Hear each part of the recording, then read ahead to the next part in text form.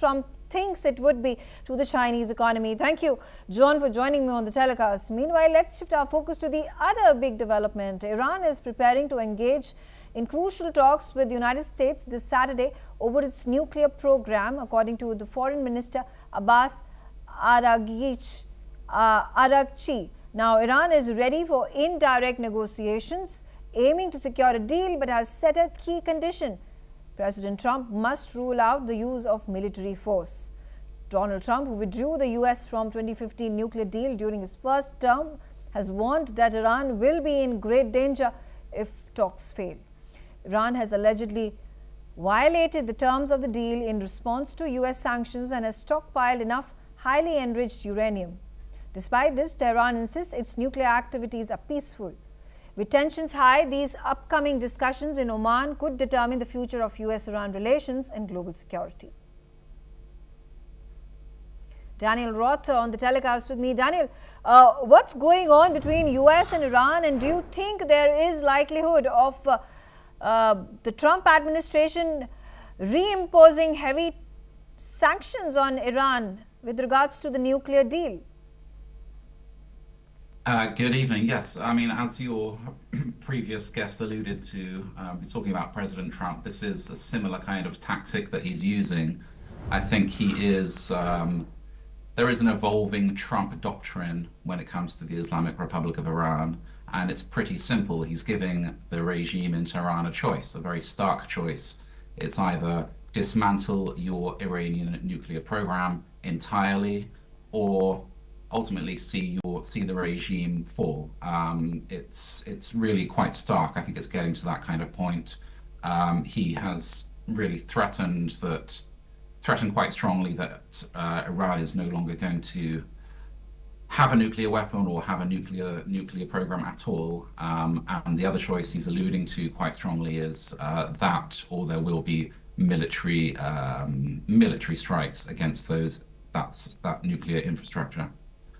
In terms of the actual deal itself, the prospects, I am very skeptical that a deal can be made, given that President Trump said that the previous deal that Iran agreed to, the JCPOA, that was nowhere near strong enough, and indeed he withdrew from. And the Iranians now are more entrenched than they were even 10 years ago. So it'll be interesting to see what happens on Saturday. But you know, the president is giving it a chance at least. Daniel, what role is Russia going to play in terms of, I don't know, is there going to be a mediation that happens from the Russian side? Russians have time and again shown their allegiance and support to the Iranians. How is Trump going to negotiate with both nations, keeping in mind they have been approached, in fact, Donald Trump approached Russia to get on the saddle and work with it when it approaches Iran over its nuclear deal issue? Yeah, the Russian element is interesting. You may have seen from the US side, they're talking about, quote, direct negotiations, whereas Foreign Minister Araghchi of Iran has said very clearly that it's indirect negotiations. I don't think it makes too much difference whether they're direct or indirect. Ultimately, they will be speaking to each other.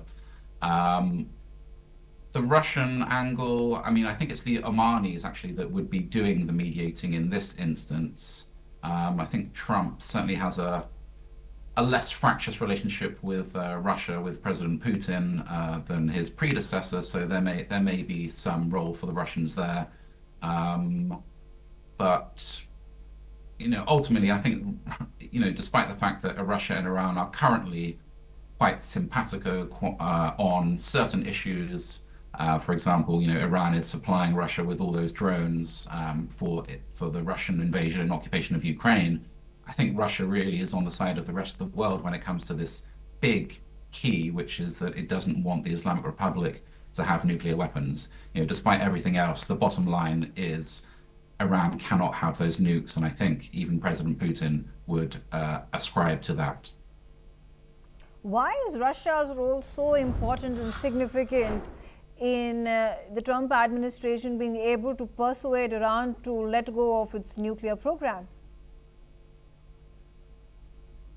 Well, Russia played a big role in the JCPOA, the previous agreement under President Obama. Russia was a destination for some of this uranium that Iran had out of the country, so that it has that role to play. Russia has supplied some of the civilian nuclear infrastructure, which was agreed upon under the agreement.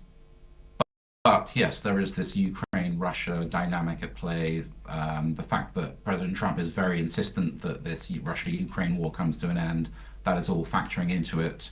But as I say, I think on the big issue, I think President Putin and President Trump are very much aligned.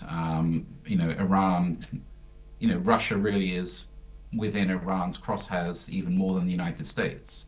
I'd say the same for India as well in terms of how far those nuclear weapons could reach.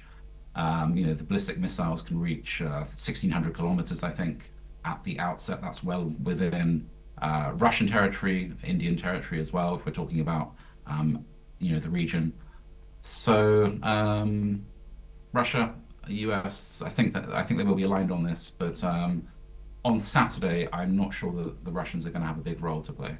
Okay, all right. Thank you, Daniel, for joining me and sharing your views. Russian and US officials will be meeting in Istanbul on Thursday to discuss normalizing embassy operations.